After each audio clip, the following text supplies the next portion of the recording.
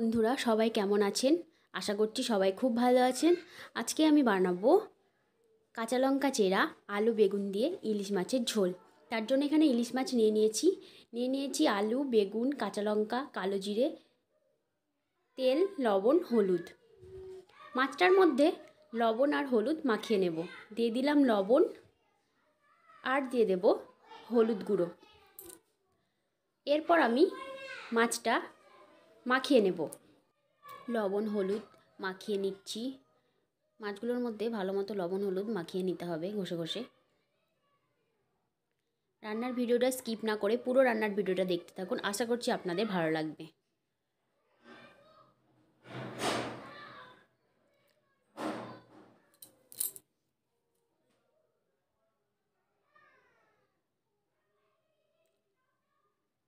ইলিশ মাছ কে কে পছন্দ করো আর কে কে পছন্দ করো না অবশ্যই কমেন্টে জানিও।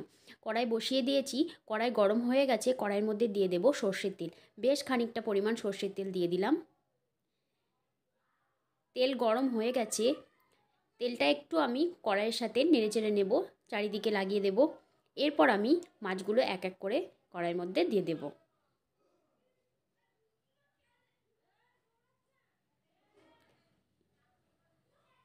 ইলিশ মাছ অনেক রকমভাবে রান্না করা যায়। আলু বেগুন দিয়ে কাঁচা লঙ্কা চেরা পাতলা ঝোল কে কে পছন্দ করো অবশ্যই কমেন্টে জানিও।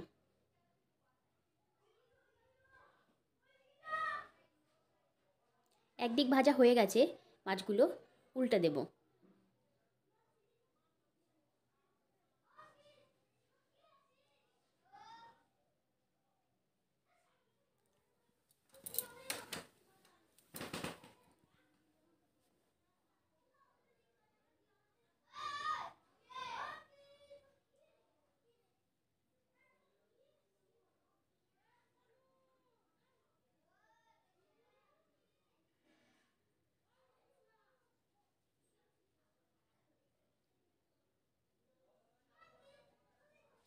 মাছগুলো ভাজা হয়ে গেছে, তুলে নেব।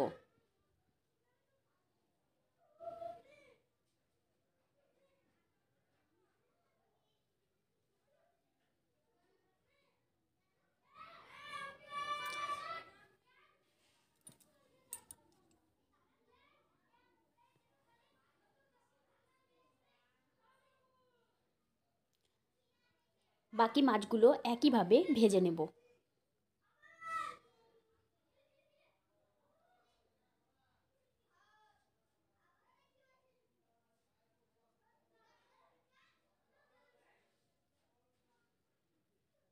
একদিক ভাজা হয়ে গেছে, অন্যদিকে উল্টে দেব।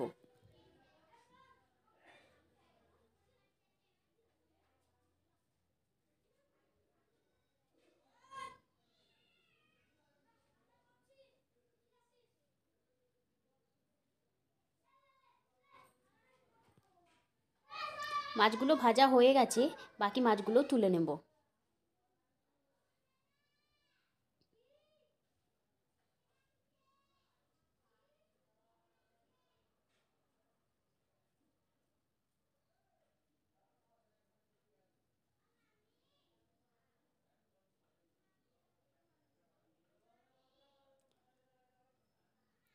এরপর কড়াইয়ের মধ্যে দিয়ে দেব কেটে ধুয়ে রাখা বেগুনগুলো।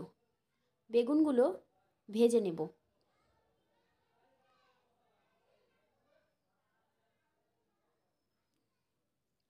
দিয়ে দেব সামান্য পরিমাণে লবণ আর সামান্য পরিমাণে হলুদের গুঁড়ো। এরপর নাড়াচাড়া করে নেব।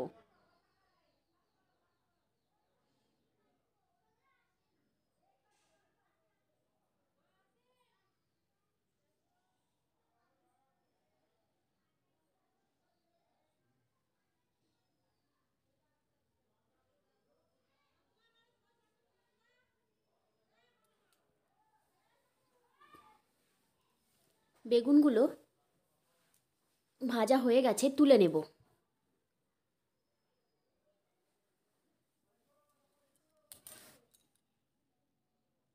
বেগুন তুলে নিয়েছি, ওই তেলের মধ্যে দিয়ে দেব চেরা কাঁচা লঙ্কা আর দিয়ে দেব কালো জিরে। এরপরে একটু নাড়াচাড়া করে নেব। এরপরে দিয়ে দেব কেটে টুকরো করে রাখা আলুগুলো দেওয়ার পর নাড়াচাড়া করে নেব।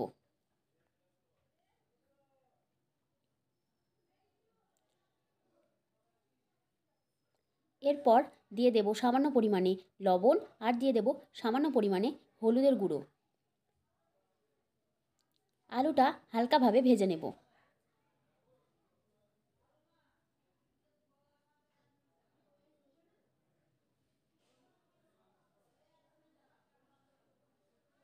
আলুটা ভাজা হয়ে গেছে। এরপর আমি ওর মধ্যে দিয়ে দেব বেশ খানিকটা পরিমাণ জল।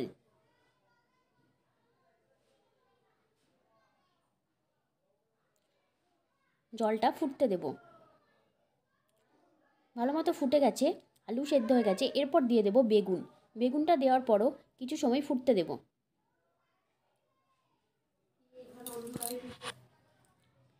ঝোলটা ভালো মতো ফুটে গেছে, একটু নাড়াচাড়া করে নেব। নাড়াচাড়া করে নেওয়া হয়ে গেছে।